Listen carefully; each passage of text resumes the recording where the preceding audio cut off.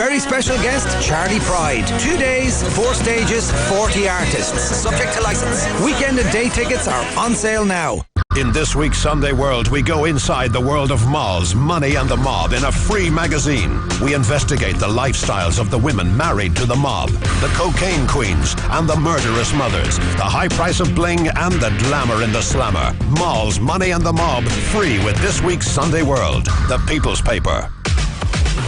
The PPI award-winning Niall Boylan Show. Classic hits FM. All right, so the text coming in. The Dublin bus drivers did not know if the strike they turned up for work. I'm assuming you mean they didn't know about the strike till they turned up for work. Bus Eireann drivers put a picket on their gates, get the facts right. I think we said that from the start. Privatise it, and no private company will carry out the elderly, disabled persons, junkies, foreign nationals. That's where the abuse is. Look what happened in Britain. They did not come out in solidarity. The private workers or private companies will if they're paid to do it. And by the way, when you say they won't take disabled people, what are you suggesting for a minute? That private workers don't care about disabled people or elderly people? Are you mad? All another person says, this strike is a disgrace. They're trying to get what's not available. I'd sack them all or give them an option to work or leave. Plenty of others out there would love the work. Another person says, yes, sack a lot of them and privatise it and rehire them if they want to work, says Brendan. Another person says, no, absolutely, I would be out in solidarity if I was a Dublin bus driver. There's no way this could continue to go on. Another person says, until Dublin is affected by the bus strike, nothing will happen. There is no way Dublin could be without public transport for 8 days. Cork is a deserted city and nobody cares. Okay, keep texting 53544. Des said the same thing, by the way, that it had to be done in Dublin to get some sort of attention. But Eamon, you're on Classic Hits. How you doing, Eamon? How are you? You've heard what Des said there. He supports the strike, solidarity for the drivers, etc. Yeah. What do you think? I find it hilarious these people are supporting the strike. I guarantee each and every one of these people are supporting the strike of cars. I mean, there's people out there who don't have cars like myself. Yeah. Now, I wasn't directly affected by the strike this morning, but I will be on the 10th of April because I have a very important hospital appointment, right? And these people are going to pay for my taxi, are they? Well, they won't be. Well, they may not be there to take you to your hospital appointment. It depends if the strike is sorted by then. I think it's hilarious, you know. Well, when you say it's hilarious, I'm sure it's not hilarious for them. Well, not hilarious, but yeah. I think people. I mean, it's particularly elderly. I can get a taxi to. I live in Cherry Orchard, right? Yeah. I can get a taxi down the main road and get a taxi to Clymore Road and get a Lewis. Yeah. It costs you a fair few bob, but. Well, I could do that. So basically what you're saying is they have no consideration for the commuters and for the people who are essentially paying their salary. I was watching the news this afternoon and I heard Dermot O'Leary saying that he wasn't going to apologise for not giving people notice. That's exactly what we're dealing with here, you know. Well, Dermot O'Leary said that he had warned for some time about the potential of a strike to spread to other parts of the CIE group. I mean, Des, in relation to that, I don't know whether you have a little bit of an insight. Do you think there will be more strikes affecting Dublin Bus? Gone by what I heard on the news today, I think so. Yeah, they're going to go out again if it's not resolved. And I mean, that last caller there, I mean, he might only have to once go to the hospital in a taxi and a Lewis, but there's more at stake here than just, you know, people that haven't got cars. Like, what about the rural and people that have no way of getting anywhere without a bus? I mean, Deirdre, do you listening to the conversation for the last 10 minutes or so, Deirdre, do you accept that there's an issue rather than just you not being able to get your bus? Well, I mean, there's other. I mean, like I don't drive, and I depend on the buses, and I know other people that from the town that had to go to the Mater Hospital today, and they had to cancel. You know, like they're really making it hard for people. Could you not get a taxi on that one occasion? If it's a hospital appointment and it's that important. Well, the problem there's lots of taxis out there, you know. Yeah. Yeah, well, you shouldn't have to do that. Right? I know you shouldn't have to do it, but I'm just saying the idea that you have to cancel, unless you have to travel a long way, cancel a hospital appointment. Private buses that could come in and do it. Why don't they bring in the private operators or bring the army in? They've done it years ago. They brought in the army when this happened. This has gone on too long. Okay, well, stay there. Let me just go to Magella. Magella, you can take two if you want to, Helena. Magella, you're on Classic Hits. Go ahead, Magella. Hi, Niall. I think strikes, by their very nature, they're not meant to be comfortable. You know what I mean? They're going to be hard. They're going to cause hardship. They're by their very nature, it's all about conflict. I utterly support the right of any worker to go on strike. I think that the drivers, bus lane drivers, provide a fantastic service. I do see the point. I don't think anybody suggested they don't provide a great service. No, and I don't buy this argument about get rid of them and bring in the private crowd. Every country needs a national bus service. Every country needs a good national bus service.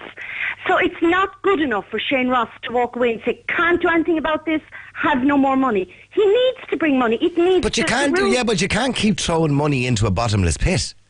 See, this is like, I don't know whether you remember very much about the miners' strike in the UK when Maggie Thatcher was in power, and I don't mean to, I'm not giving you a direct analogy, but a very similar situation. You had miners going down, digging for coal that was costing too much to bring to the surface. You had Polish coal coming into the country at half the price. The government were funding the miners and funding this coal and basically subventing it, which is basically what we're doing right now with Bus Eireann. We're paying money to keep it afloat, so to speak. Yeah, but it's and eventually they just said, listen, we can't do this anymore. Bus Eireann is a service. Coal was a commodity. Absolutely. The management layer, this is another thing that really irks me. This hasn't happened in the space of a week or 2 weeks. No, you're right. And you think, for example, of your ordinary average bus driver, what does he do? He gets up, he goes to work, he does his shift. By and large, they do excellent work here, and the buses are on time. He finishes his shift, he clocks off, he goes home. How many times does that average, ordinary, everyday bus driver, and in spite of what you say, it's not fantastic, phenomenal money. 48 grand after all your stoppages is nearer to 40 grand. Do you know what I'm saying? Well, we all have to pay tax, yeah. Of course we do, yes. So 48, they're not coming. Well, it depends on what he's earning. It depends on what overtime he's doing. It depends, okay. yeah. But in saying that, can you not? But Magella, can you not accept? No, listen. Can I just say something? Can I just say something to you? No, let me finish what I was going to say because I didn't get to the end of it and I'll forget it. All right, go on. How many times is he invited into a management meeting, manage the company? How many times do they say to the ordinary bus driver driving the bus, come in now and tell us, how do you think we're doing? Have you any input? Have you got anything in mind? Would you see any ways of improving our service? Never, ever. But in large corporate companies, that would be quite common that the workers on the front line are not invited into management meetings. Of course. But yes, who do they turn to first when there's a problem? Okay, can I ask you a question, Magella? The whole idea of strikes and the whole the one thing that will win a strike for any company is public support. Yes, you would agree? Not necessarily. You could do with public support if you need attention. These people are utterly frustrated. They're at the end of their tether. There's nobody to... I don't know, and I must take that last man's point as well. I'm not dependent on the buses, so it's not impinging on my life directly. And I suppose if it's impinging on you directly, it makes you're far more impacted by it.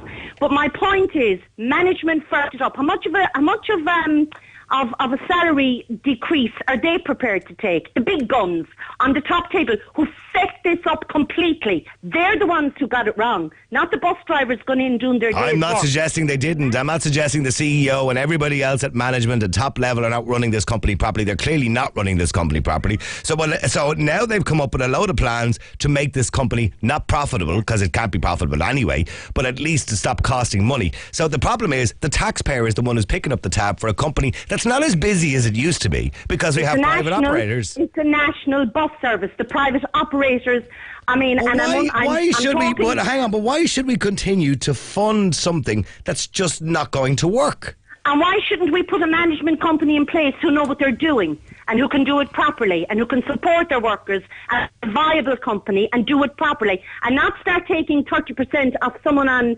48,000 a year? Why not? Do you know, there's always other solutions. Okay, can I ask you, Magella, do you work in the public or private sector yourself, or do you... Working in the public sector, yeah. Okay, all right. In the private sector, this would be very different. When a company is not doing as well as it used to, not making as much money as it used to, for example, I'll use the radio industry as an example. Over the last 10 years, the radio industry has probably half the amount of people working in it as it did 10 years ago, right? And the reason is because advertising is a little bit cheaper now because you've got social media and everything else. So people had to be let go. Now, if we were to say to the government, well, listen, we're going to keep all these people on, continue to give them the overtime we were giving them back in 2005, and we want you, the taxpayer, to fund it. How would that sound?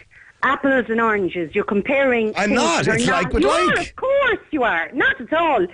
the person out in the country, if 3 radio stations go off the air, their lives aren't going to be affected. But if you're living in rural Ireland and you have no bus service and no private operator is willing to come out and provide a bus service, your life is completely impacted by that. So, I mean, let's be honest. You could have 100, you could have 200 radio stations. If 2 or 3 of them go to the wall, so be it. They go to the wall. That's entertainment. It's not vital, necessary. But there's still people's lives, and there's still people who work, and still people who feed their families. Niall, your mindset is always on the side of the employer. No, my mindset is on the side of the common sense. And I'm not suggesting, I don't want to see anybody lose their job. Yes. But hang on, Magella, I'm looking at the bigger picture. I don't want to see anybody lose their job. Why should they lose their job? This can be sorted. They could find €4,000 per person per guard overnight when the guards threaten to go on strike. And let's be honest, look at what we're looking at. Absolutely. Look at what we were looking at there. No problem. They could come up with the money.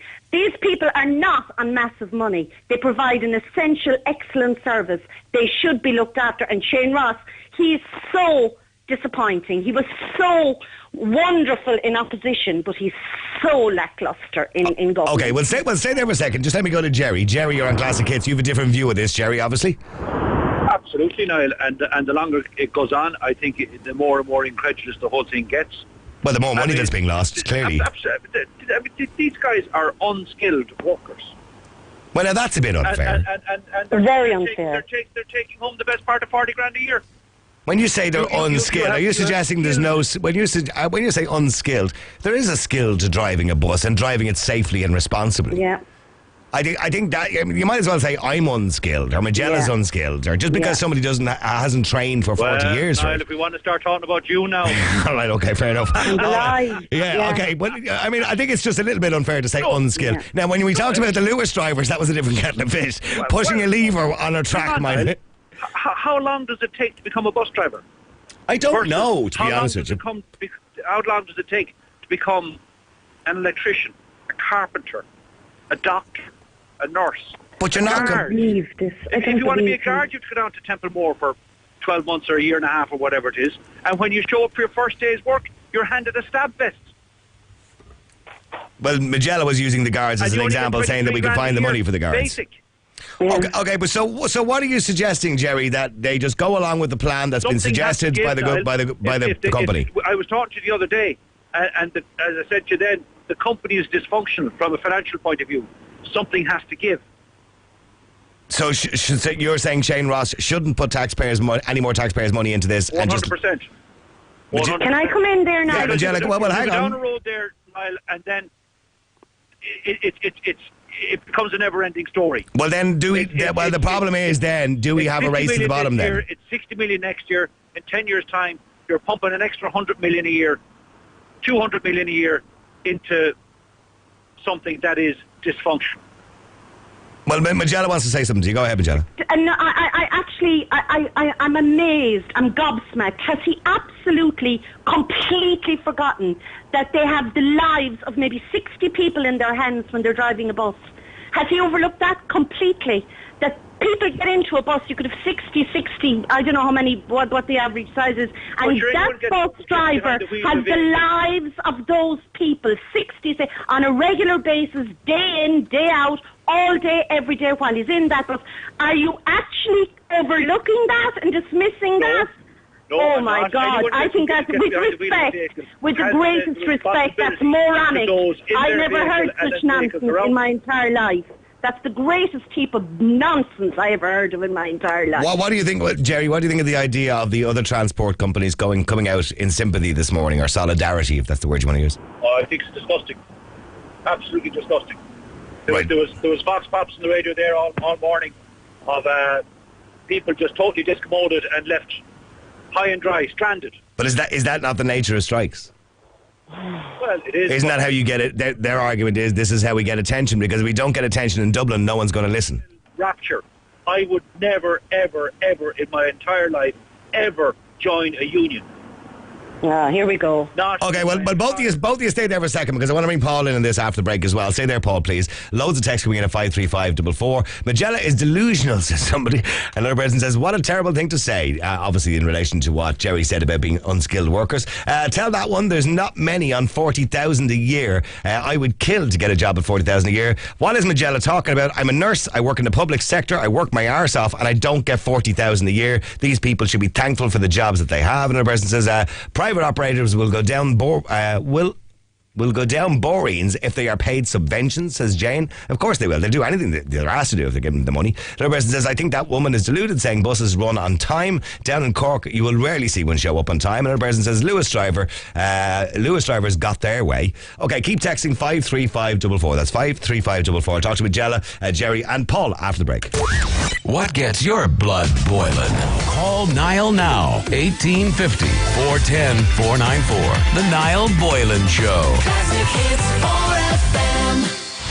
Just for laughs on Classic Hits 4FM. Hey, it's PJ and Jim here. We've got 4 celebrity laughs mixed together. Can you identify one or all of them? Go on, give it a go.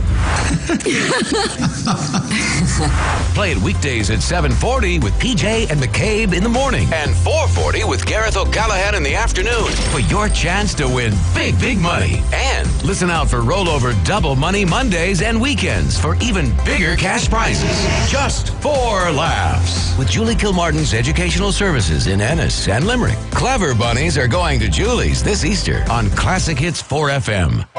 Fill your trolley with value you really want at your local Super Value in our better than half price laundry and cleaning sale. Personal, Small and Mighty Bio or Non-Bio 40 Wash, Lenore Fabric Conditioner and Sif Power and Shine Bathroom and Kitchen Spray, all now better than half price. Shop in store and online for hundreds more offers. Super Value, we believe in value.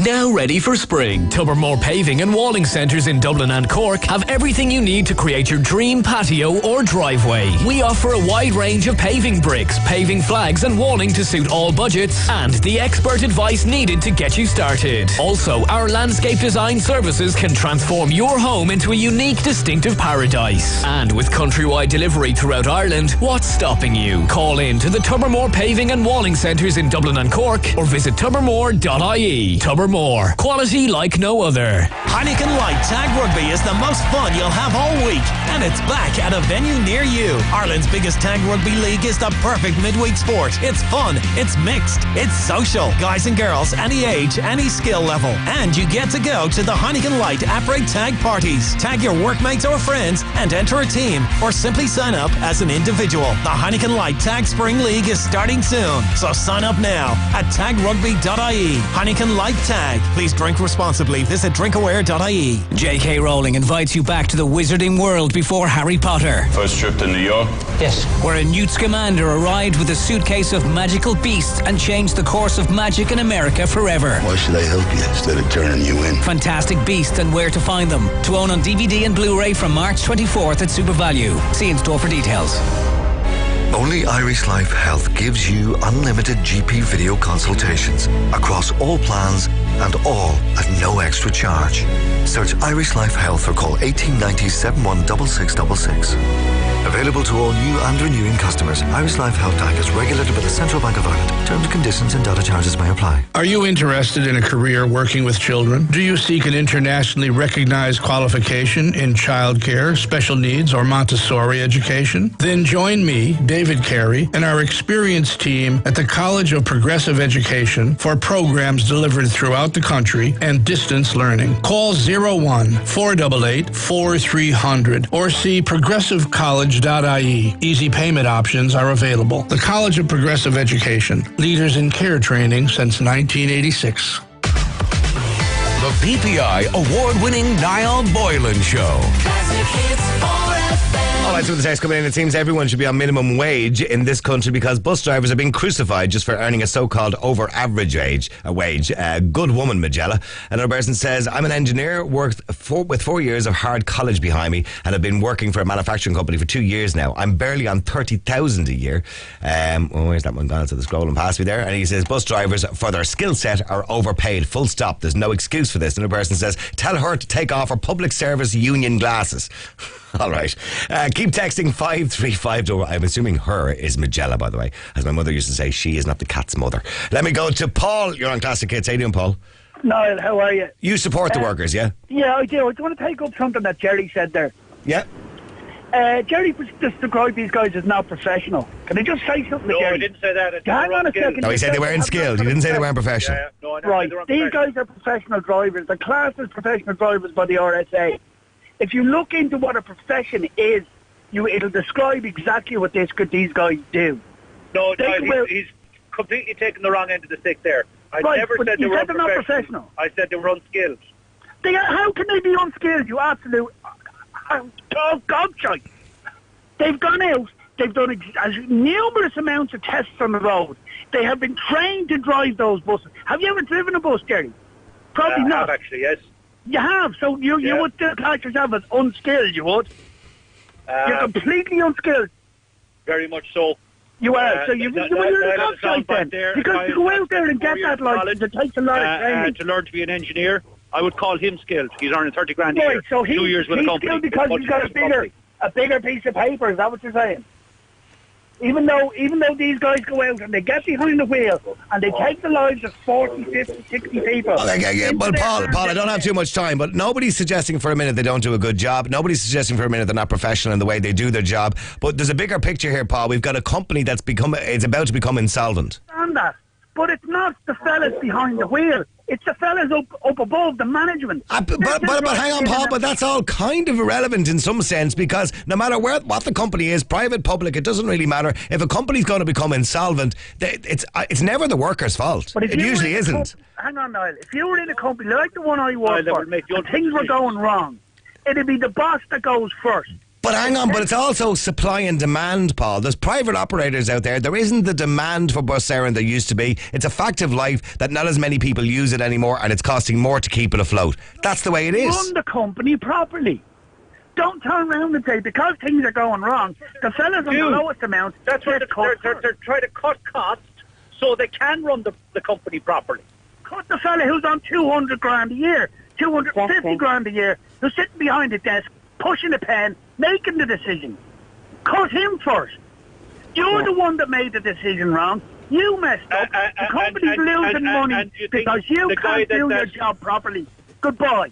We'll get somebody else in for 100 grand a year who can do and the Paul, job. okay, let's say we go down that route. Okay, so you'll save a few quid there if you start cutting wages at the top. That's still not going to make the company viable. No, but it's a start. But what I'm saying is, okay, you're saying it's a start, but the overtime still has to be cut. Some of the routes might have to be cut. You know, the extra costs and some of the staff are going to have to be cut. Otherwise, the company will fold up. That's the logic. But I guarantee but you don't. But the workers don't understand that. They do understand it, but I can tell you, from driving around this country 24 hours a day, the fellas I see in the small little towns picking up old people outside post offices are not the fellas in private companies. They're bus errand drivers, and they're out there in the snow, they're out there in the worst of weather, and they're out there doing a job. Okay, well, stay there for a second, Paul and Magella. Let me just go to Eddie before we go to the break. Eddie, you're on Classic Hits. Eddie, you're sick of public sector workers. Why? Yeah, I just... constantly whinging about their wages. And the first point is, like, I'm a self-employed person, newly at that. Yeah. But, I mean, I go pricing jobs, and I would say 80% of people probably don't want to pay you what the union rates are we get. Exactly. We have nowhere to go striking. If we don't work, we don't get paid. You get pensions paid, you get time off. If I'm sick, I have to cover that. I also have to save up and cover a year. But it is your choice to be self. It is my choice. But no, hang on. But they don't realise how good they have it, and we have to do it because I have to make my own job. They don't care about what they're earning and what's fair for everyone, and they don't treat the same people. You can't ask for something and not give it back. That's just not fair. You don't want to pay people an appropriate wage, but you want to be paid an appropriate wage. Do you know what I mean? It's hypocritical. Well, Magella, do you believe the workers, Magella, understand the seriousness of the situation here? I'm sure no one understands it better than the workers at the moment. But are they willing to give in to a certain end? They're constantly asking for meetings with Shane Ross. It is obviously if there's going to be a necessity to come to the table, sit around and talk. It hasn't worked up to this. I haven't been privy to what was said at those meetings. Would you accept, do you think they should accept that there has to be cuts to overtime? There has to be job losses? It's not just about payment, I would say. It's not just about wages. There's a whole plethora of things on the table. Yes. And it's probably work practices and all sorts of things. But isn't that life? We're honing in. That's life. And we're honing in on one issue. And you see, I do also think, and I couldn't care less, this is my opinion and I'm entitled to it and I will voice it. And I utterly respect someone with a diverse opinion. But I think the day after something like this happens, which to me is a result of pure frustration, where these secondary strikes took place, which I wouldn't, they're very uncomfortable and they make people feel very cross and very angry. Doesn't get a huge amount of public support, does it? You're greedy, Niall. Niall, you're greedy. You are greedy. We don't get 40 grand. We have to strive and fight for our wages. No, you don't respect other people. There's no customer care. There's no customer care. Public service. See, you're not listening. You're not listening. Like now, you try to complain about it. I had a bus driver pull out in front of me in a roundabout, and there was no one I could complain about. Okay, he actually pulled out in front of me and didn't care. When I stopped and pulled him in, he didn't give one hoot that he had Let's pulled hone in on that major central. That's a huge argument. You don't actually respect the private sector, and you have no respect for the private sector, and you haven't. You sit there on your high horses. You're not happy with what you have. That's a very general statement, and you don't know what you're talking about. It is a general statement, because how do I know every one of you individually, so I have to generalise. I completely disagree with you. I think you're talking... disagree with you. Generally, Magella, do you think the private sector or public sector have it easy? Now, we did see research during the week that showed that the public sector, on average, get paid more than the private sector. But on average, do you believe the private sector or the public sector have it easier? Argument over and over and over. You get pure sick of listening to it. I don't. I think nobody has it easy in this day and age. Okay, but listen, on that note, I'm going to have to wrap it up. Listen, thanks very much indeed, Magella, and I'm sorry to cut you all a little bit short, and Eddie and Jerry and Paul and everybody else who got involved. The suggestion is more of these snap strikes will happen in solidarity. That CIE workers have suggested, or should I say Bus Éireann workers have suggested, that they will do it again because they want Shane Ross to pay attention. But Shane Ross, I told you, he's sticking to his guns. He said he's monitoring the situation, but there's nothing he's going to do about it. He's not going to pump any more taxpayers' money into it. After the break, I'm going to be asking you, did Ricky Gervais go too far by making jokes about dead babies? He says he didn't, but a couple who just had a stillbirth walked out of his concert and said his comedy just went too far. What do you think? You text us at 53544. The PPI award-winning Niall Boylan Show. Classic hits 4FM. Not sure what to have this lunchtime? I'll have what about... Choose today's wrap of the day, just €2.90 at McDonald's. Discover the hot peri peri chicken one with pepper jack cheese, succulent chicken and a hot peri peri sauce in a soft toasted tortilla wrap. Live bolder with McDonald's Big Flavour Wraps.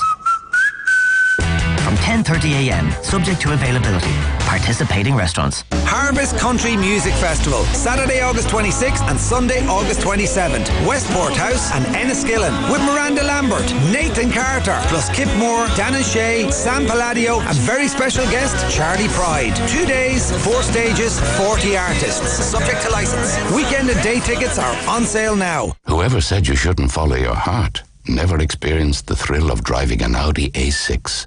And with smart finance solutions and a low monthly APR rate now available, there's never been a better time to buy your new Audi A6. So now you can follow your heart.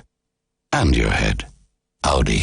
Vorsprung durch Technik. Audi Finance is a trading style of Volkswagen Bank GmbH Branch Ireland, authorised by the Federal Financial Supervisory Authority in Germany and regulated by the Central Bank of Ireland for conduct of business rules. Our assistance dog, Otto, came into our lives 2 years ago to help our son Tommy, who has autism.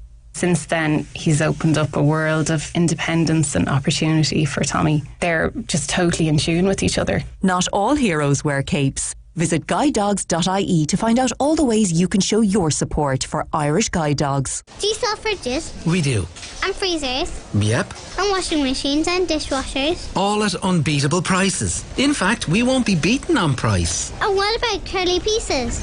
What's that? Curly pieces, you know, Curly Pieces World. We start with you. Oh, this is Curry's PC World.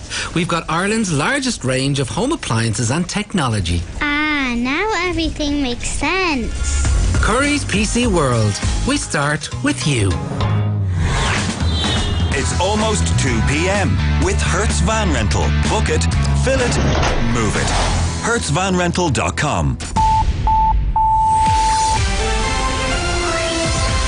It's a very good afternoon. It's 2 o'clock. This is Classic Hits 4FM. I'm Niall Boylan, and with the latest from the newsroom, here's John Hart. Boss Eireann says illegal strike action will not solve the current problems at the company. They say they regret the ongoing disruption to services and say trust must be restored with unions for talks to resume.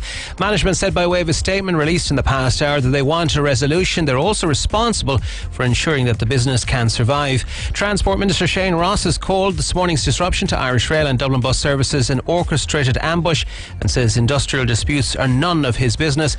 The Minister also says unions only want him at the talks because they're after taxpayers' money. They must understand, and I think they do, to be honest, that I have no role to play in an industrial relations dispute. I might as well be organising the minutiae of how these transport companies are run. I can't do that. I won't do that. They only want me there because they want taxpayers' money. I'm not going to do that, and it would set a precedent which would be wrong. Dennis O'Brien's lost his legal action over statements made in the Dáil about his banking affairs with the IBRC in April 2015. He was granted a temporary injunction to protect his dealings with the IBRC from being broadcast on RTE.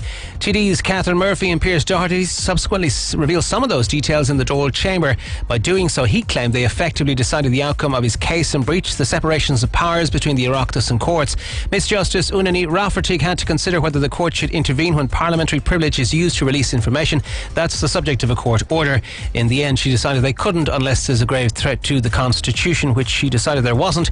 Deputy Murphy gave her reaction outside court. Obviously very pleased with the judgment. It's very comprehensive, and I think the bottom line, and the judge made the point that TDs should be judged in the court of public opinion, and there is a separation of powers between the courts and the Oireachtas. Amid the ongoing controversies plaguing An Garda Síochána, the Social Protection Minister says he believes that the Garda Commissioner is genuine in trying to clean up the dirty practices in the force.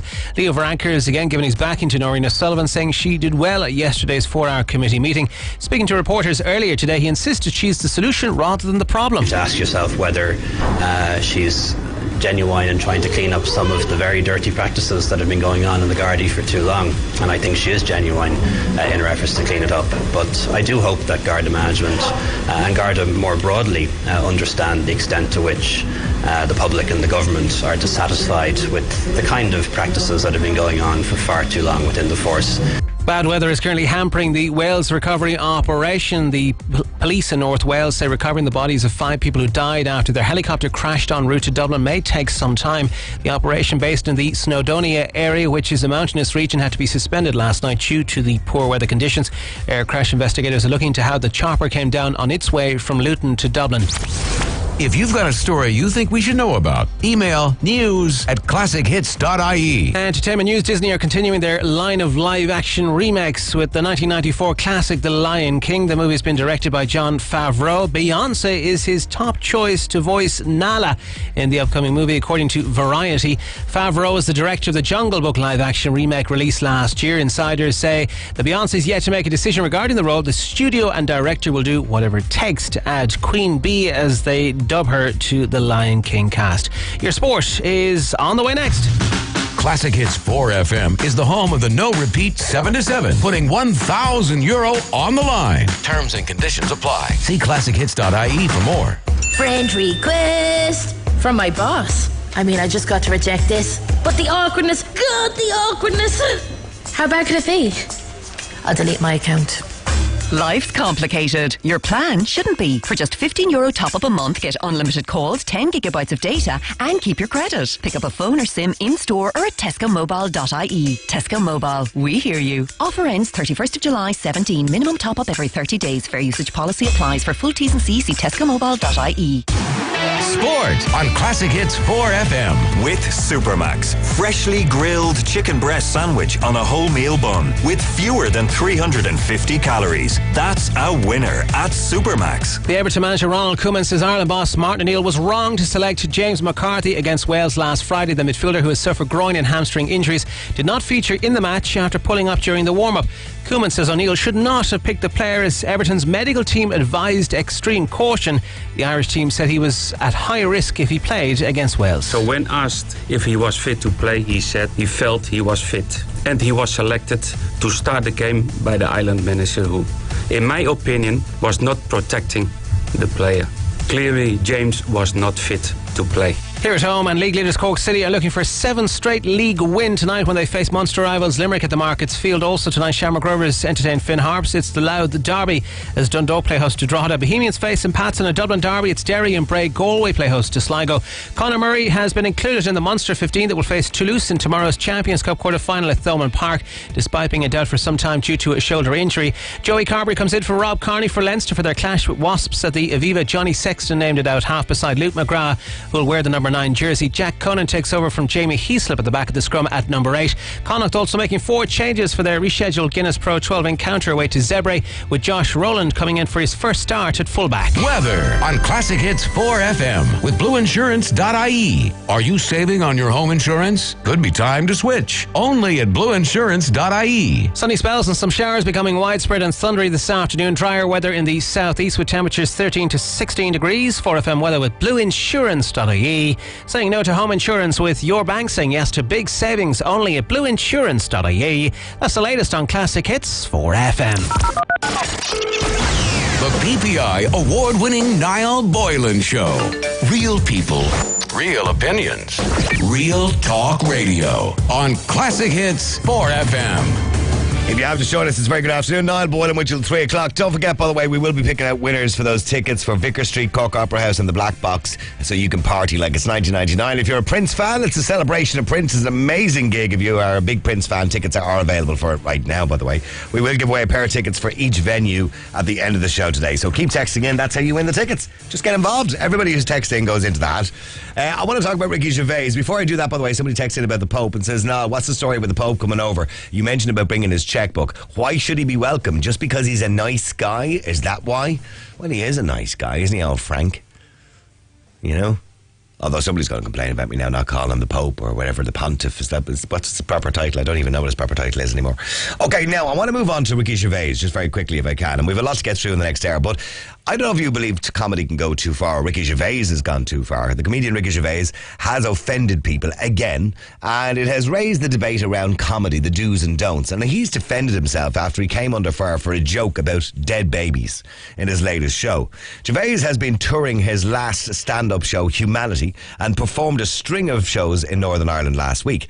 A couple who had recently lost a child attended his show in Belfast on Thursday and reportedly walked out after Gervais made a joke about stillborn babies.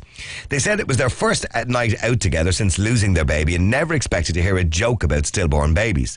And of course, this has now prompted the group representing stillbirths and stillborn babies, Stillbirth and Neonatal Death Support, or better known as SAND in Northern Ireland, to issue a warning on its Facebook page about the event on Wednesday.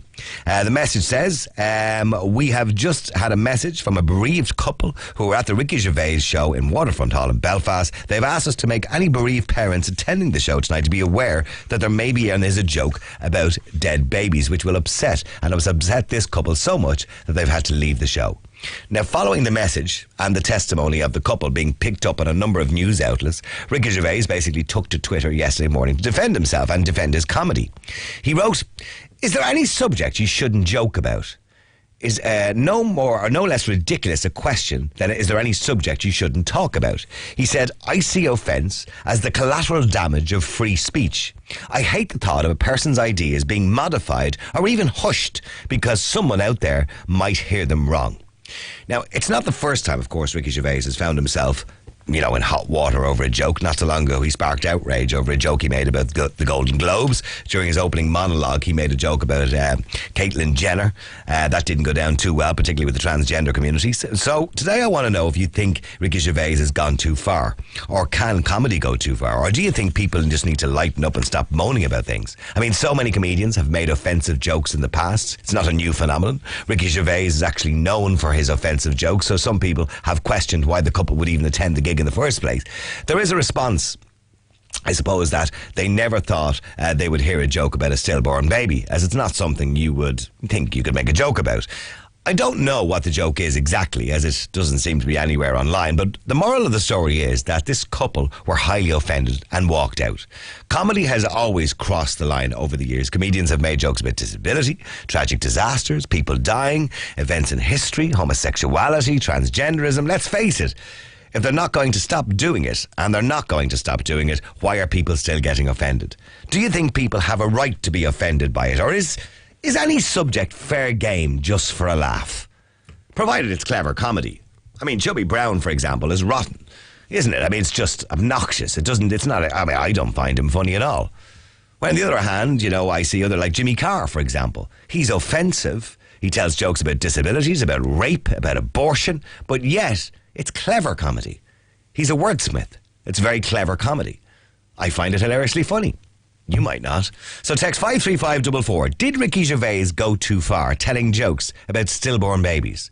Yes, you believe he did, or no, you believe it's just comedy. Let me know what you think at 53544. That's 53544. Let me go to John O'D. John, you're on Classic Hits. How you doing, John? Hi, how are you? Good, John. Nice to talk to you again. Yeah, well, for your weekly outing? I'm not, yeah. I'm not a fan of Ricky Gervais. I think I can't see any comedy within the man. I never liked The Office. I thought it was a total pile of crap. Well, see, now that's a matter of opinion. It was a hugely successful show, and a lot of people did think it was funny. Well, I think he's a complete langer, as we say in Cork. Anyway, right, okay, yeah. Now, the thing is, look, if you go to the like of Jimmy Carr, you kind of know what to expect at the door if you buy a ticket, right? Now, I've seen his routine there one Christmas. They done a special on one of those recordings, and he made a joke about coat hangers like an abortion and stuff, which I thought was horrendous, right? But I mean, you know what to expect from that clown anyway. But if this couple went in, I mean, obviously they didn't think they were going to be confronted with this type of joke and a comedy about stillborn babies, right? No, I think, look, there is a line that you don't cross. But hang on, John, there was probably people in the audience whose father or mothers or brother or sisters died recently, and he might have made a joke about people dying. Are they going to get offended and walked out? He might have made a joke about a wheelchair, and maybe there was a lad in a wheelchair or a girl in a wheelchair. I think there's a chasm of a difference between, we'll say, somebody had their parents had passed recently, and maybe he made a joke referencing something to that. But when you're talking about a stillbirth, I mean that is horrendous for any family to go through. I'm not suggesting it's not. Yeah, and I mean it's very raw, and it takes a long time before that. It won't. And that's fine, but and with the greatest respect to those parents who are subjected to something as horrific as a stillbirth, the world can't revolve around them. Their own world and their own family can support them. There are comedians out there who don't have to go there. I remember I had that stand-up row here in Cork with your buddy Dave Matt Savage. I think he's a friend of yours. Yep. And I asked him, why doesn't he do some sketches on ISIS and on the Muslims? He nearly went berserk and we had a big row in the street. And, he went off in a big mad huff, but I mean, I meant what I said. I mean, I said I'm waiting for the ISIS routine. I'm waiting for no, if there's any Muslims out there, I don't want any Muslims slagged off, and I'm just making a point. If you're going to slag one, why not slag everybody? Well, I think most comedians, and even Jimmy Carr, started slagging the Prophet Muhammad, but said this was his farewell tour, so he made a joke out of the very fact that he was doing it. I think most comedians and most people, be it in media or in comedy, understand that you play a dangerous game when you make a joke about Islam. Exactly. But hang on, but that's not their fault. That's Islam, because unfortunately some people who are Muslim, and I'm not suggesting all for a minute, don't take jokes too well. But you see, if everything is up for grabs then, they should have no fear of their type of comedy, right? But it's okay. Yeah, Jesus, I'm not going to slag off ISIS or the Muslims. They might come after me. But it's okay to slag off a child, that hasn't lived, Okay, so you think he went too far? Oh, yeah, way too far. So what, should he apologise?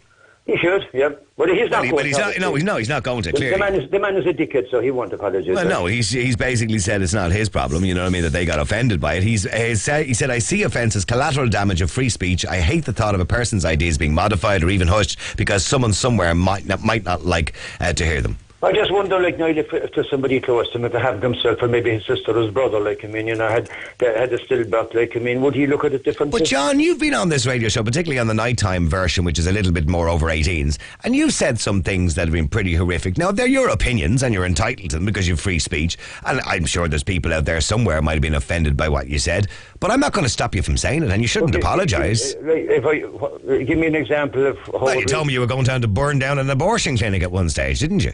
Yeah, I did. I'm pretty sure pro-choice people would have a huge problem with that. But I didn't stop you from saying it. I would make sure that there'd be no one in the clinic at the time. But hang on, John, I didn't stop you from saying it. It's a criminal act. I didn't stop you from saying it. Yeah, but there's a big difference in having a routine that's slagging off, stillborn children, like, and all the emotion that goes with that, and me threatening to burn down a flame in a abortion clinic where there's no one inside in it. Okay, well, stay there. Dara, you're on Classic Hits. How you doing, Dara? Hi, Niall. How are things? Good. Dara, I mean, do you think Ricky Gervais went too far? John believes he should apologise. Well, I think when you get these comedy acts, the humour can go off colour, but I think for freedom of speech purposes, you can't start putting limits because one person's limits another. Now, I think, first of all, I think it's very unfortunate for that couple, and it's very unfortunate. But at the same time, we can't tailor our shows for every individual circumstances, and we can't know every individual circumstances. For example, a couple of years ago, Tommy Tiernan made a joke about cerebral palsy. I thought it was very off colour. And he's a very funny man, but it does change. But he's also made jokes about Down syndrome. He's made jokes about travellers. Yeah, I know. You know. But, I mean, exactly. So sometimes you feel uncomfortable about it, and if you don't really like it, you don't have to listen to it again. But the idea that you can censor comedy and free speech, it's a dangerous road because everybody's offended by something, and if you start taking everybody's offence into consideration, then you won't have any comedy. See, we all have it, John. We all have a different moral compass, and we all have different views on what we believe is offensive. I don't get offended really at all, but the point is, Dara's making, if you start saying, well, okay, going forward, comedians can't joke about disabilities, they can't joke about colour of skin, they can't joke about dead people. Yeah, well, what are they going to be left with? But you see, the problem is, I mean, this thing is eroding all the time, this kind of stuff. Like, it erodes, and it's like a cancer in society. It constantly eats away all the time. And, like, I mean, there's no decency kind of left in. Like, I mean, there's everything up for grabs. I mean, do we take anything seriously? Well, but it kind of is when it comes to comedy. Everything is up for grabs. But I mean, this kind of stuff, even the outrageous stuff that was there, like going back to the comedians there, like Jimmy Tarbuck and all these guys, I mean, they were, and Jim Davis, and they were completely racist. You'd never get away with that kind of stuff today.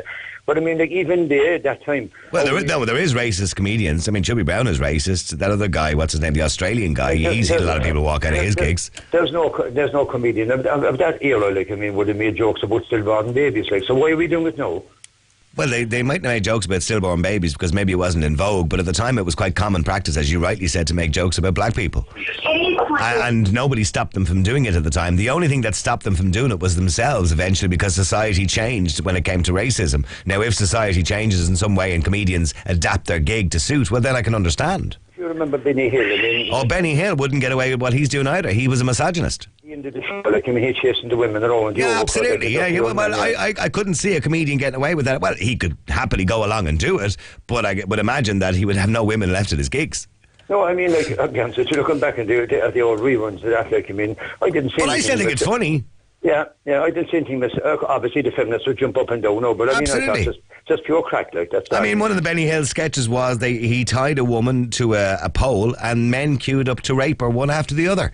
There's no way that would be allowed on television anymore, but at the time, under the circumstances and with the culture, at the time it seemed funny.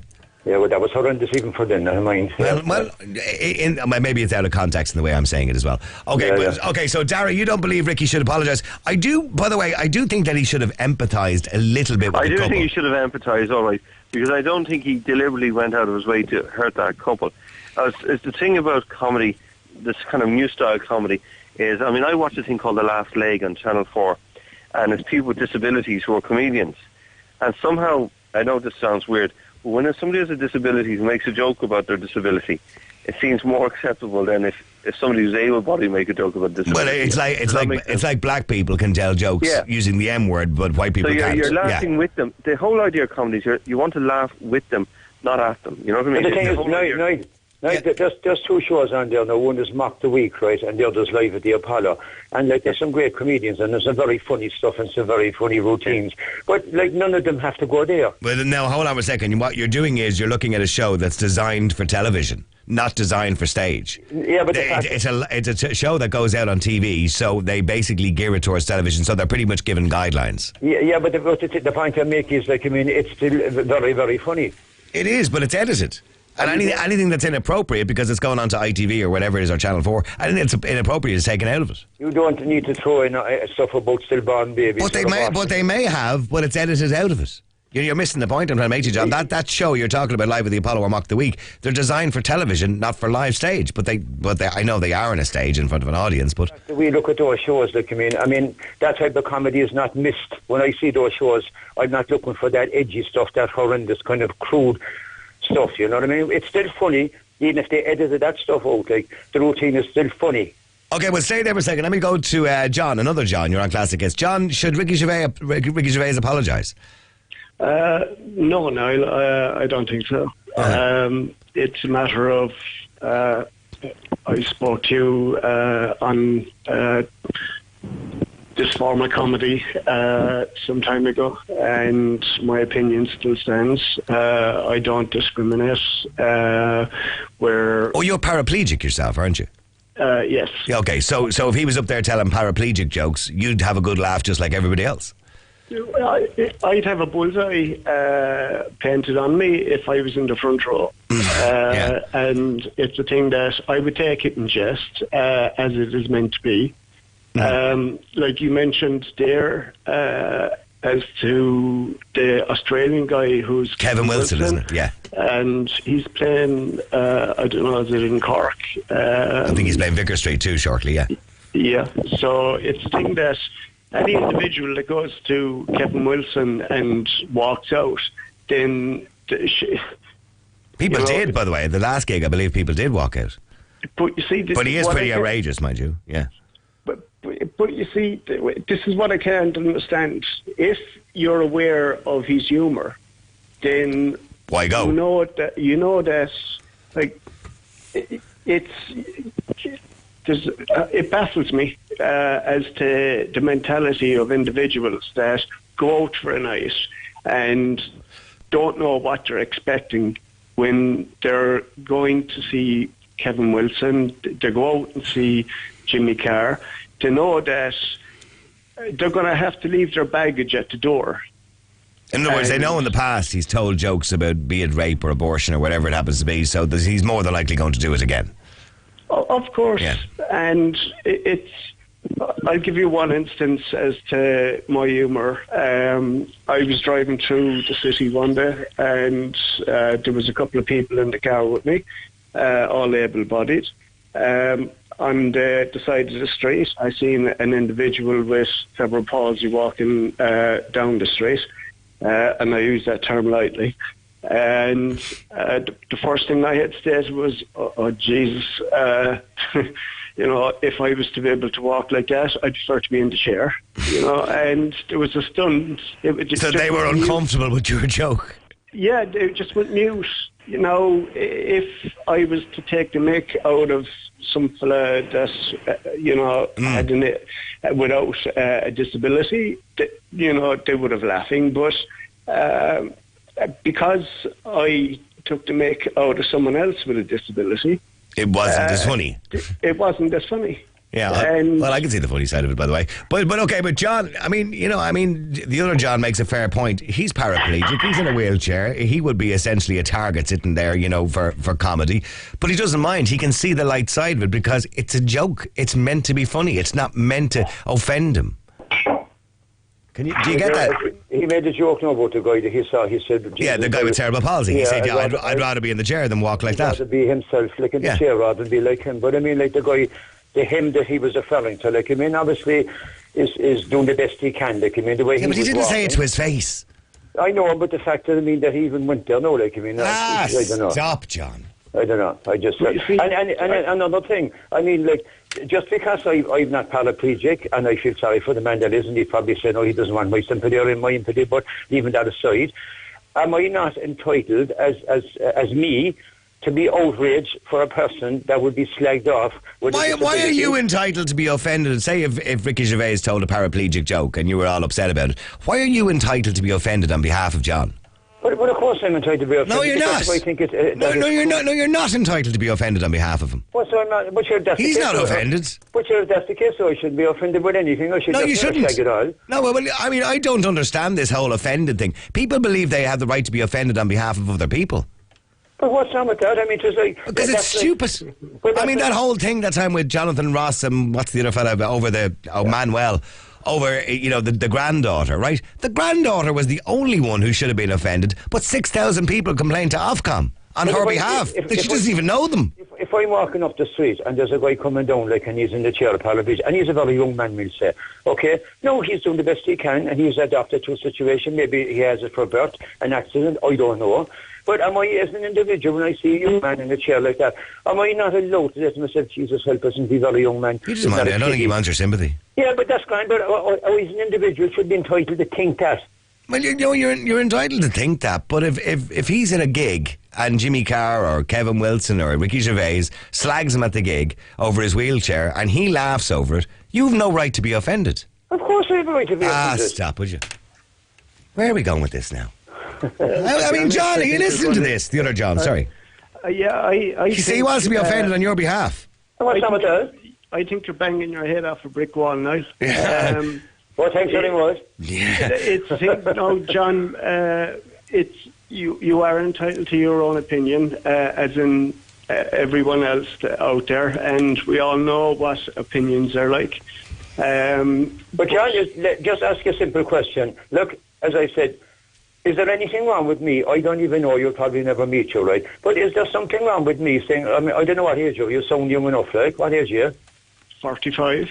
Yeah, but you're a young man, right? Is there anything wrong with me if I saw you at a distance or whatever saying, Jesus, that chap must be in his 40s? I mean... Feeling sorry for him? Yeah, it's just like, I mean, like... Well, I don't think John particularly wants... He doesn't want your sympathy. But is there something wrong with me feeling that? I know, no, I understand the point you're making. It's a human reaction, but it's saying that. But hang on, but if you do it publicly, and you have sympathy for John publicly, it can be a little bit patronising. But I'm not going to... Because your sympathy's not going to get him out of a wheelchair. Yeah, but you're almost saying to yourself that I shouldn't even have that sensation. No, I'm not saying you shouldn't have the sensation. It's a human sensation, but you don't... The human sensation is not being offended. You kind of writing into the BBC or wherever it is, or Classic Hits 4FM or the Broadcasting Authority because you're offended on behalf of somebody else, that's nonsense. But your people do it all the time. They complain, you don't they? Yeah, but they complain on behalf of themselves. If somebody writes in a complaint and said, I'm complaining on behalf of somebody else, sure, what am I supposed to do about that? I'm sorry, there's nothing I can do about that. Oh, I know, I'm not even going to respond to that nonsense. But people do it. I mean, sure, that's human nature. Yeah, well, if somebody writes into the radio station saying they're offended by something I said about them, that's fair enough. I'll take it into consideration and respond to it. But if somebody rings in or writes in and said, I'm offended by what you said to John O'D and I'm offended on his behalf, sure, wouldn't he be bothered responding to them? Why would I? But the fact is that the person has the freedom to do that. Okay, well listen lads, I'm going to have to wrap it up there because I'm running out of time. Listen John, thanks very much indeed, and other John as well, and Dara and everybody else. Generally speaking, most people are saying there's nothing Ricky Gervais should do, although somebody makes a point, and it's a point I made earlier on. I think when Ricky defended himself very well in his statement about offence and collateral damage, etc., and he believes obviously the couple were collateral damage to free speech, and they are. But I do believe he could have empathised a little bit and said, well, look, I am sorry if I did offend that particular couple on that night, and I'm sorry to see that happened, and I'm also sorry for what happened to them in their lives. But I'm still going to continue doing it. It's not going to stop me from doing it, but I do understand why they're a little bit upset, that particular couple. Maybe he could have said something like that and been a little bit more empathetic about it. But I'm not suggesting he should change his act or do anything about it, but he should have empathised maybe a little bit with them because they were genuinely upset they'd lost a child. Now, I want to talk about the Pope. Young people of Ireland, I love you. Pope Francis is set to visit Ireland in August next year, according to the Vatican, who have confirmed the news yesterday. And the announcement comes 4 months after the Taoiseach Enda Kenny announced that he will be here for the landmark trip. Now, a senior Vatican official told journalists that Pope Francis will do everything he can to attend the World Meeting of Families. Cardinal Kevin Farrell announced plans and final dates for the 9th edition of the Gathering of Catholic Families, which is to take place on the 21st to the 26th of August 2018. Francis will be the first Pope to visit Ireland, by the way, since John Paul, Young People of Ireland, in 1979. We all know what happened there. Now, today, I want to know if you will welcome him with open arms. I can't see him getting 1 million people into Phoenix Park, by the way. That's not going to happen again. That's never going to happen again. Okay, but I think the suggestion is this will be in Crow Park. I don't know whether they're going to be selling tickets at Ticketmaster. The main event, the Pope is playing live with support act Cardinal something or other, I don't know. I don't know. At their meeting in November, Kenny and Francis discussed the possibility of the Pope's visiting, including a leg in Northern Ireland. So he's doing a little bit of a European tour.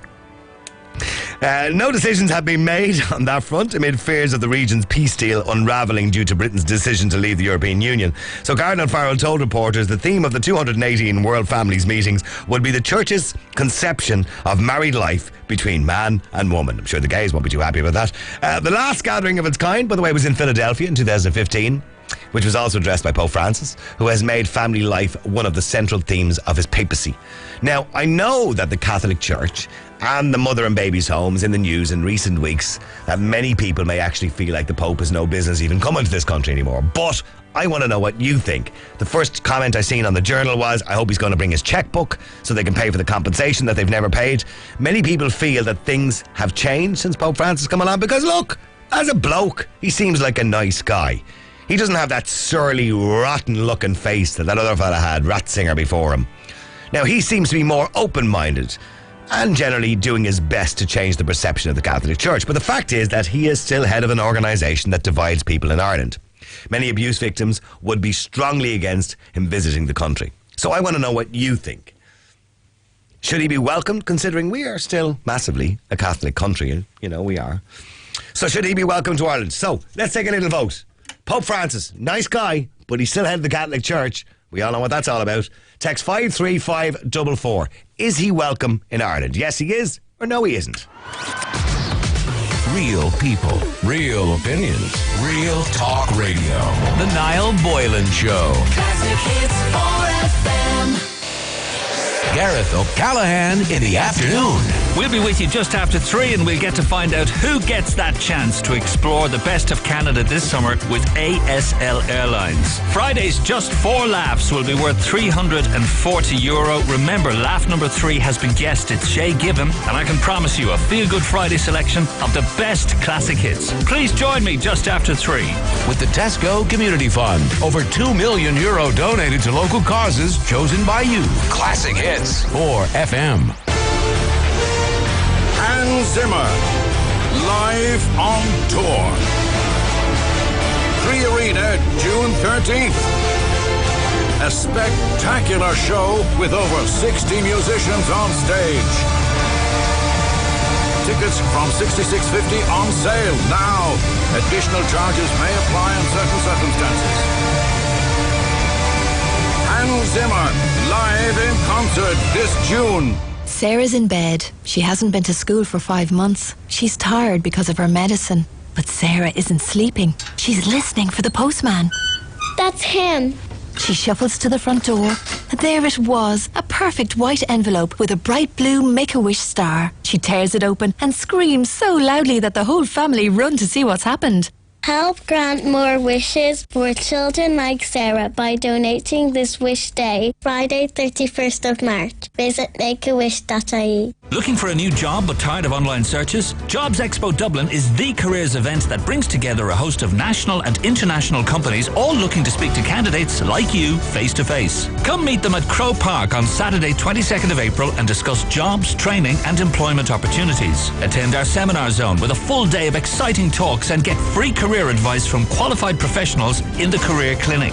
Find out more and register for free admission at jobsexpo.ie. Jobs Expo Dublin returning to Crow Park on Saturday, April 22nd. Don't miss it. Homewares, classic curtains, men's and women's fashion to talk about. Get it at Guineas. Massive stock clearance sale at Guineas. Half price deals in all departments. Hurry, sale ends Sunday. Nationwide, get it at Guineas. ACCA students, you can enroll now for your ACCA at City Colleges. Did you know all our classes in Dublin City Centre are also streamed live online throughout the country?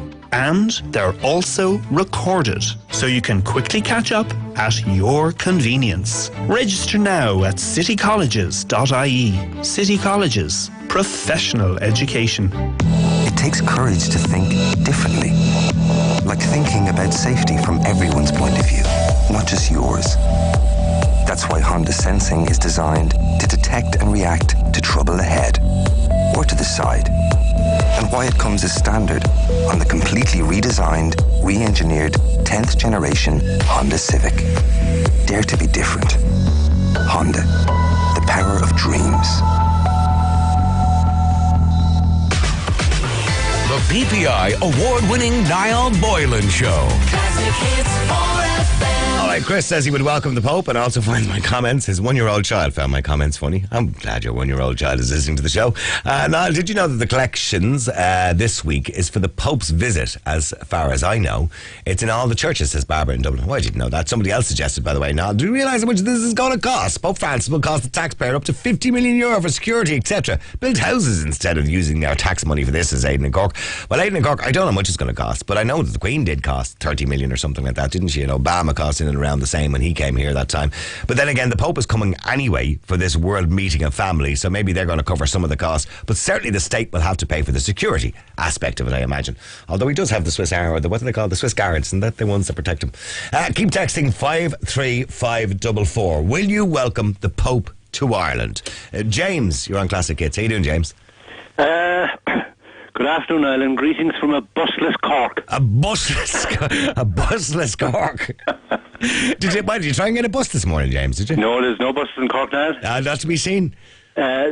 Suffering badly down here now, the business people now. The city is deserted. They're as rare as hen's teeth. Yes, the restaurants are down 20-25% in their business. See, this is the knock-on effect, isn't it, of a bus strike? That's the trouble. Yeah, it affects the economy as a whole, because a lot of people, for example, a lot of businesses this morning weren't open because staff couldn't get to work. That's the trouble now. Yeah, we've talked about that already, I suppose. Yeah, you'd love to tot it all up and wonder, and I wonder how much that little exercise this morning cost, or over the last 8 days, how much it's cost. I think actually now, I know we're going back now, but I think really they would be, they'd win more support now if they kept on the buses going, Absolutely. If they said to the people, look, we don't want it up, but we'll keep it going for You know what I thought? Why not? They'd get more support. Keep the buses going, but just don't charge people. And then keep, but then again, keep their own campaign up to get whatever they want. Yeah, absolutely. But they'd win. I do notice now, even listening to your programme now, the support is beginning to go away a bit from them, I think. Oh, I think so. But I think when they start affecting the public, it does. But listen, let me get back to the Pope, James. It is much easier for me now to talk about the buses and the Pope now. All right, okay. Will you be waving the flag, James, for the Pope? The little green well, yes, flag? I don't think you would have asked me that question twice. I will be welcoming him as a Catholic myself. I know there were going to be some people going to have a problem. But I think people must remember this man now is definitely very liberal. He seems like a nice guy. There's no doubt about that. Yes, he's certainly better than the other crooked face fella. He's a very open Pope compared to the previous. He's not. You got to admit, even as a Catholic, you got to admit, Ratzinger, he just constantly looked like somebody that had a poo in his handbag. Well, he didn't do us any favours, now, I'm afraid. No, he wasn't a nice guy. But this man is, as you say, more open, more liberal. In fact, there are a lot of Catholics now who are conservative who think he's too liberal. Yeah. But the thing is, he's still... Cardinals in Rome who are not happy with him. I know he's telling people to be non-judgmental when it comes to homosexuality and all that kind of stuff, the stuff that normally popes would have been against. But he still has to abide by the same rules. Yes, that's where his hands are tied until there's change in those rules now. Yeah, they're in a book called the Bible, so he can't really change the rules. He can just tell us to be less judgmental of each other when we break them. He still has to stick to the idea of, the ideal being a man and a woman raising children together, a mother and father. Well, he does stick to that idea very much now. That's part of his whole tour at the moment. Well, I'm afraid now I have to agree with it, because I think we should. I think you said yourself many times, I know your own views on the Catholic Church, you've often said that the ideal is a child to be raised by their biological mother and father. Absolutely, that's the ideal situation. You can't have it sometimes, by circumstances, but it is best usually for the child, because first of all, if there's a parent missing now, there's 50% of the parenting missing. Oh, absolutely. It's not an ideal scenario. I agree with you. But and I do value the family, by the way, greatly as well. But in saying that, this kind of tour that he's doing, or this visit to Ireland, people are saying, well, what's it going to cost? We don't know exactly what it's going to cost, but surely that money will be better put into something else. Well, first of all, I would agree that, believe it or not, that the church should carry some of the cost. If it is extensive cost, they should really at least make an effort to pay some of the cost. But of course, you will have the tourism thing out of it now. It will be, the whole world will be centred on Ireland, and hopefully it's coming in August. The weather will be good. So I don't know whether it'll be centred on Ireland. He's visited a lot of countries and I don't see too much coverage of it. I don't think it's as big a deal as John Paul when he came here. No, won't be that. No, that was an enormous occasion, as you know. Absolutely. Well, we'll stay there because Joe, you're on Classic Hits. Hang on, James. Joe. Niall, how are you? How are you doing, Joe? Joe, you were saying definitely not welcome? No. No. Why not? No, not at all. Well, look, he's the guy that basically, right, a country's immigration policy is none of his business. Neither is climate change or any of that hocus-pocus rubbish. So I think he should shut his mouth and basically be a religious leader and not a political leader. He was speaking out this morning about Iran, wasn't he, I think? Look, that's none of his business, to be honest with you. You know what I mean? He's a Catholic Pope. You know what I mean? But he was speaking out on humanitarian. Well, he says on humanitarian grounds. Yeah, but come here, I think his humanitarian grounds now are getting a bit bloody mixed up now. Where was he when all the Christians were getting slaughtered in the Middle East? He wasn't so vocal about that. Pope Benedict was, because Pope Benedict says, hang on a minute, who the hell wants to basically allow Turkey into the European Union, you know what I mean? And he was concerned about Muslim immigration into Europe, which a lot of people are, and basically the threat to Christianity itself. But this other idiot is like a bloody Obama. Oh, see, now you're going to... Not necessarily a bad word now, but... okay, you don't like him, you call him an idiot, that's fine, and that's your opinion of him, but a lot of people have respect for him. Well, they probably do, but look, a lot of people probably had respect for what I call Osama bin Laden as well, you know what I mean? So you're likening the Pope to a dictator? No, I'm just saying that basically people have respect for dictators as well as they do benign people. Okay, well, is that a fair point, James? You know, well, obviously you don't agree with him, but... Well, going down, calling the Pope, you know what he called him now, it's a little bit, you know. I'm surprised, actually... I'm sure. Sorry? He's been called worse, I'm sure. I know. I actually, that's surprising coming from a man who I have a lot of respect for. I like Joe now. I'm very much admirer of Joe because he's an intelligent man and an educated man, but to go down to calling the Pope that is like Bill in Limerick called the Pope the Antichrist before now. He did, yeah. He did. You know, that's because he's Presbyterian. You can have a disagreement with people without going down that road, you know. And you must remember that he is the leader of the Catholic Church all over the world, so he does command a certain amount of respect. You can disagree with him and call him, you know, disagree with his policies, but I think going down the road of calling him that is it's a bit unbecoming of Joe to say that now. To be honest, Joe. Would you agree with me, sir? Right, that there have been bad popes in the past? Oh yes, just like there have been bad politicians. Of course. And do you not see the memorial of criticism if they haven't stepped up to the plate? I would. But Joe, you know I'm not a fan of the Catholic Church and never have been, but I don't see this guy as a person being a bad person. No, probably not, because he seems like a nice guy. No, you won't see a con man being a bad person either. I'm just saying he seems like a nice guy. Look, he is restricted by the rules of the Catholic Church and by the Bible and the guidelines of Catholicism, so he is restricted, but he has certainly been more open about the whole thing, hasn't he?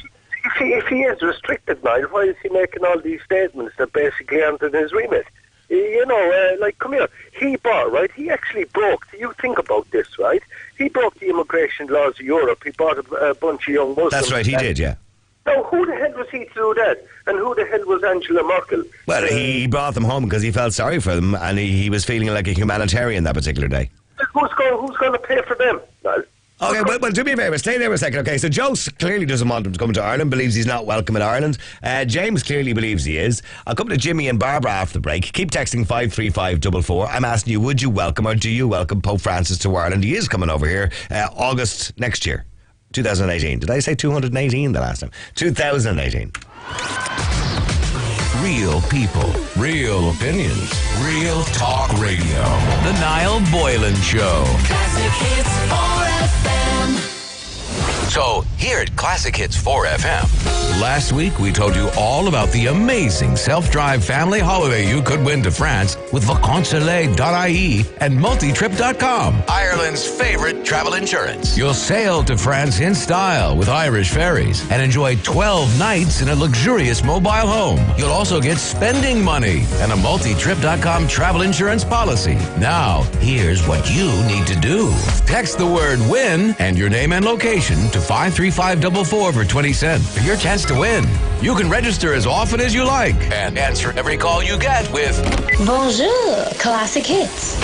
It starts Monday, just after 8 a.m. with Irish Ferries, boconsoleil.ie and multitrip.com. Splashing out on overpriced travel insurance, savings, and better cover with multitrip.com. More details soon, exclusively on Classic Hits 4FM. Can you handle the Trocra 1 Minute Matters challenge? You could eat a full box of chocolates in 1 minute, or walk on your hands for 1 minute. It can be anything you like. Here's what you do. Complete your challenge and text Trocra to 50300 to donate €4. Share on Facebook, Twitter or Instagram with the hashtag 1 Minute Matters.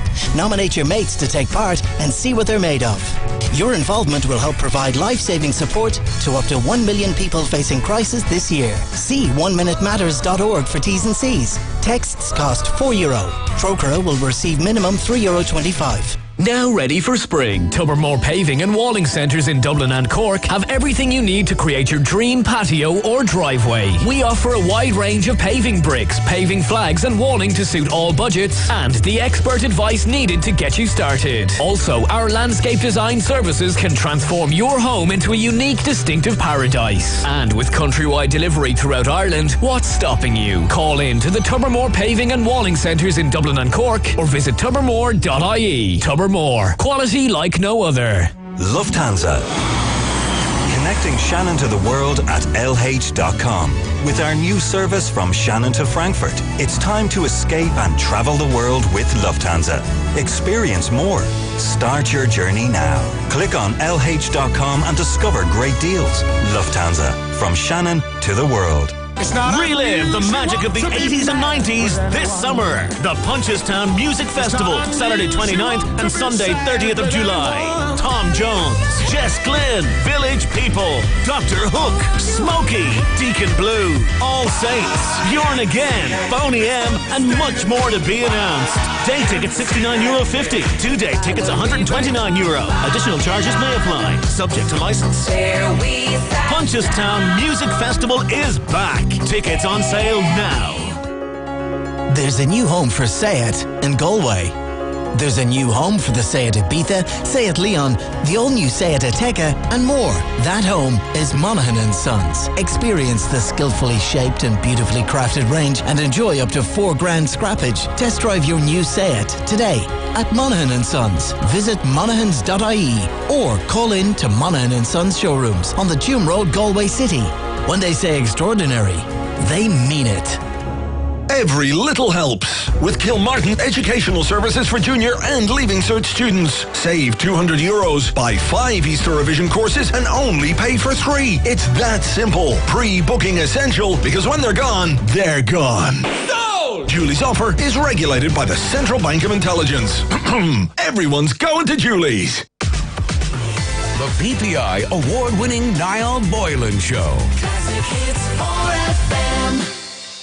Well, I keep texting 53524. Sorry, pushed the wrong one up there. The Pope is responsible for thousands of deaths in Argentina. Please discuss this, says somebody. Another person says, sometimes it's not best that a child is brought up with their biological parents, says Jesse. Jesse, you clearly missed the point of the context and the way we were talking about that the other night. It's absolutely the best place for a child to be brought up, provided those parents are functional and together. Absolutely, Jesse. It is the best place for a child. And if you're trying to tell me that a child is not better being brought up or raised by its own biological functional parents, there's something very wrong with you, Jesse. Let me stay there, James, and Joe as well. Let me go to Jimmy. Jimmy, you're on Classic Hits. How you doing, Jimmy? Hello, Niall. Jimmy, I'm assuming you will be out waving your flag. Well, firstly, I'm disappointed that the manager called Joe a very intelligent guy. Joe doesn't even acknowledge the huge contribution the Catholic Church has made to education and hospitals and the medical and sport and everything in this country. And that's what the Church So what did you say, Joe? Which one in particular? What sport in particular? What hospital in particular? Well, no, he pointed at education, and in fairness, the Catholic Church, we're responsible for the education in the state at one point. What you call it education? It's sad that somebody can be so ignorant. It's sad that somebody can be so ignorant to the facts that and call themselves intelligent. Or try to make themselves look intelligent. Not alone here in Ireland, but when Catholics and when mass emigration to the United States and America, the church there went with them as well and helped people. So it hasn't all. Thank God, I was reading in yesterday's paper. There's only going to be 300 protesters against the Pope. That's the most amount that are going to be there, and they're the ones who are up outside of when the Eucharistic Congress is here. So we're well used to them. No, I understand there probably won't be that many protesters. People won't have the time of the day to protest, but there are a lot of people, you have to take into consideration, Jimmy, who do object to the leader of the Catholic Church, be he a nice guy or whatever, coming to the country. Because he's representative, isn't he? It also says that most of them objecting to the Pope coming here would have been the ones shouting at the Queen. And we've seen huge changes. No, I think it's very different. I think it's a very different set of people, to be honest with you. But however, no, they're the same group. They're just arguing for the sake of arguing. If I can remember rightly, Joe was against the Queen coming here too. Just wants to hear himself talk, and he's got nothing else to do. Nobody will listen. Okay, well let Joe respond to him anyway. Jimmy had the day off or the week off, so basically I can do what I like. Thank you very much indeed. You know what I mean? And if you don't hear from me, I'll be busy. But look, I'll be honest with you. I don't like this present Pope. In fact, I'll tell you one thing. I actually had more time for Cardinal Ratzinger, believe it or not. Because I'll tell you the reason I don't like this particular Pope. I don't really like the Catholic Church, to be honest with you. Because look, they put their own. Hang on, Jimmy. Let him finish what he's saying, because unfortunately I can't have the two of you talking at the same time because nobody can hear what you're both saying. So just let him finish what you're saying. I'll let you respond, Jimmy. Hang on. Be the greatest support of the Catholic Church because they have done a lot of wrong in the past. They have screwed over a lot of people in the past. I don't like the institution, okay, because of their history, and anyone is entitled to that. I am a Christian, Jimmy, you needn't worry there. But this particular Pope, the way he has become political and stuck his nose into what was not involved in, has really knocked me. Okay, sorry, Jimmy, what do you want to say? The Pope can't change the laws of the Church or the laws of God to suit this atheist media that we have here in Ireland.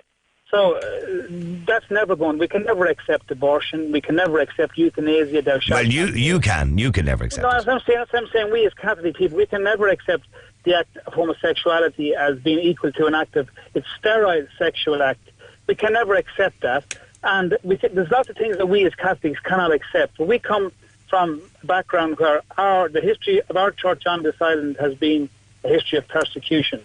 So in relation to the Pope coming, as far as you're concerned, you think it's a great idea because you're a great supporter of the Catholic Church, but for those who are not a supporter of what the Catholic Church have done in the past and him being the head of the organisation, you're saying, well, fuck them. People and the full Irish media will be against the Pope, as they were. I remember when Pope John Paul died, Joe Little went over to the Pope's funeral with a mustard-coloured donkey jacket on him, a white shirt. I don't know if he had a tie. A donkey jacket? Well, a kind of a donkey sports jacket type of thing. It's only when they got over and they realised. I remember, if you want to look up that, I remember it's only when they saw the respect that the rest of the world media had. Prince Charles cancelled his wedding to Camilla Parker Bowles to go to. I think he just wanted to cancel his wedding, period, to be honest with you. I would if I was marrying Camilla Parker Bowles. Thank God Joe's thought and Joe's disappointment of Pope. Can I come in there? Okay, well, hang on for a second, James, just very quickly, because I got to go to Barbara too. Sorry, go ahead. Sorry, just to go back to what Joe was saying about the Muslims and refugees, that the Pope is showing interest in them. Well, he's only following the message of Jesus now, because Jesus says to look after the marginalised, the poor, the refugees. He's only doing what the Lord wants him to do now. Well, I did say to Joe he was doing that for humanitarian reasons. Okay, we'll stay there for a second, because Barbara, you're on Classic Hits. Go ahead, Barbara. Hi. Hi. He's very brave. Hi, Niall. How are you doing, Barbara? Well, no bother. So you're saying they were collecting at the churches last week? Well, they announced, no, they're doing it this week. Oh, this week. Then there was a letter read out to say that they will be collecting for, and on the way out, I actually said it to the priest, it's where it's supposed to be a meeting of the families. What families? I mean, there's no families going to Mass. You know what I mean? There's no one in my church. How many people were in your church? How many people go to your church? I'd say roughly between 15 and 20 maybe, and that's on a regular Saturday night, unless there's a Mass for the dead for some family, and you'll only see a certain family there for the Mass. You know what I mean? So it's pretty much. And if you compare that to, say, 20 years ago, Barbara, how many would have been there? It'd have been full. Oh, yes. I mean, you only have to notice with the Christmas masses and all, you used to be chock-a-block. You couldn't, you were get in the door. Up. Now you could lie down on the seat. You know what I mean? There'd be loads of space for you. Right, okay. See, Jimmy, that appeal isn't there anymore, Jimmy. Well, that appeal is everywhere. It's in the sports, to get people to take on, to volunteer now for anything, it's gone. And they say that when the lights of the Catholic faith will go dim in Ireland, all other lights will go out. And all we need to do is look at An Garda Síochána, look at the school teachers, look at the hospitals, look at the bus strikes. The bus strikes is the beginning of social unrest in this country, and those people... It's not the beginning of social unrest. Social unrest is already happening. Sorry, Barbara, go ahead. I think he's very brave. Who? The Pope to come here. Why do you think he's brave? Because as far as I can see, I mean, there's so many people will be out to get him. You know what I mean? And life is cheap in this country. You know that yourself. 400 people, I can assure you, will be out to protest. And these are old seasoned protesters. They were at Shell to Sea. They were at the Queen. I'm not saying, but there was good people at Shell to Sea. But these were the people who hijacked Shell to Sea. They're an organised mob. And it's the same in the UK. So you don't believe there's any genuine objectors? You believe it's just rent-a-mob? No. The unionist leaders will meet the Pope. The IRA shook hands with the Queen. The Queen shook hands with the IRA.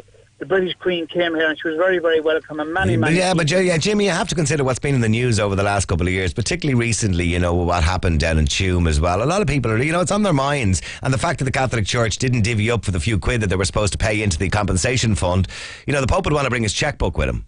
You know, the only people very quickly, Barbara, because I have to wrap it up. Go on. Yeah, I mean, the way it is, the way I look at it, if any more comes out, the churches will be empty, because from the last time I was there, when the Tuam came out, the poor babies, the following week there was a less and less, and it's just lessened. And the priest did say that he even questioned himself on his own vocation. You know, so it's just getting less and less, and I do understand. Barbara, thanks very much indeed. Have a great weekend. Thanks very much indeed, Jimmy. By the way, the winners of our tickets today for Prince, or I should say the celebration of Prince, because obviously Prince is dead, is Stuart McKay, Maggie Dunn and Mark Walsh. Stuart McKay, Maggie Dunn and Mark Walsh. You were texting in during the show and you've won yourself a pair of tickets to go to those respective gigs in your respective counties, I hope. It's not too far away from you. Gareth O'Callaghan's on the way. He's going to brighten up the afternoon. I'll be back with you again live on Monday at 1 o'clock, but don't catch the repeats tonight in the middle of the night, I should say. Yeah. And Sunday morning as well, just before Gareth O'Callaghan's Love Songs. He's on the way. The PPI award-winning Niall Boylan Show. Classic Hits 4FM. This weekend, here at Classic Hits 4FM, we want to treat you to a stay in the Lochray Hotel and Spa. And that's not an April Fool. Tune in all this weekend for your chance to win an overnight stay in the Connacht Suite for you and a partner, with breakfast, dinner and pre-dinner cocktails on the stunning rooftop garden. No joke. The Classic Hits Weekend with the Lochray Hotel and Spa. Winners of the top-rated wedding venue award for Galway and Connacht. Classic Hits 4FM. Harvest Country Music Festival, Saturday, August 26th and Sunday, August 27th. Westport House and Enniskillen with Miranda Lambert, Nathan Carter, plus Kip Moore, Dan and Shay, Sam Palladio and very special guest Charlie Pride. 2 days, 4 stages, 40 artists. Subject to licence. Weekend and day tickets are on sale now. It's spring clear-out time at the Furniture Liquidator with amazing deals throughout the store. Guaranteed Irish sofas half price from €5.99. 3-drawer ivory lockers €50. 4 deep-drawer ivory chests €150. Headboards half price from €35. Solid oak 3-table nest €199. Gas lift stools from €25. And solid French oak dining tables from €199. All stock available to take away or next day delivery. Don't miss the spring clear-out at the Furniture Liquidator. Find us at Gulliver's Retail Park, Santry, Beacon South Quarter, Sandyford and Spruce Avenue, Stillorgan. My name is Donica. I'm totally blind and I've been a guide dog owner now for 8 years. For me, being a guide dog owner is all about independence. It's a great sense of freedom. They're a constant companion. Not all heroes wear capes. Visit guidedogs.ie to find out all the ways you can show your support for Irish guide dogs. J.K. Rowling invites you back to the wizarding world before Harry Potter. First trip to New York? Yes. Where a Newt Scamander arrived with a suitcase of magical beasts and changed the course of magic in America forever. Why should I help you instead of turning you in? Fantastic Beasts and Where to Find Them. To own on DVD and Blu-ray from March 24th at SuperValue. See in store for details. Looking for a course near you this spring? Search Ireland's largest database of part-time courses and evening classes. Thousands of courses, one address. nightcourses.com. Find your course. Cavalers of Charleville, come on, get behind the wheel. Cavalers of Charleville, you won't find a better deal. Our end-of-quarter clearance on new Fords is now on until the end of March. Save thousands across all models, including over €4,000 on Kuga. Opt for 0% finance on our ST line range, and for these weeks only, avail of 2 years free motor tax on our most popular models. But hurry, offers only valid until the end of March. Call today or visit Cavanagh.com for more. It's almost 3 p.m. with Hertz Van Rental. Book it, fill it, move it. HertzVanRental.com. Good afternoon, the time is 3 o'clock. This is Classic Hits 4FM. I'm Gareth O'Callaghan, and with the latest from the newsroom, here's John Hart. Bus Éireann says illegal strike action won't solve the problems at the company. They say they regret the ongoing disruption to services and say trust must be restored with unions for talks to resume. Management said by way of a statement that they want a resolution, but they're also responsible for ensuring the survival of the business. Transport Minister Shane Ross has called this morning's disruption to Irish Rail and Dublin bus services as an orchestrated ambush. He says industrial disputes are none of his business. Meanwhile, Sinn Féin says Minister Ross needs to end his own strike and sort out the issue once and for all. Their Deputy Leader Mary Lou MacDonald said if the Transport Minister doesn't do his job, then Taoiseach Enda Kenny must tell him to do so. The longer Shane Ross remains on strike himself, the longer Shane Ross languishes on the sidelines, the deeper this dispute will become and the more distressed the workers will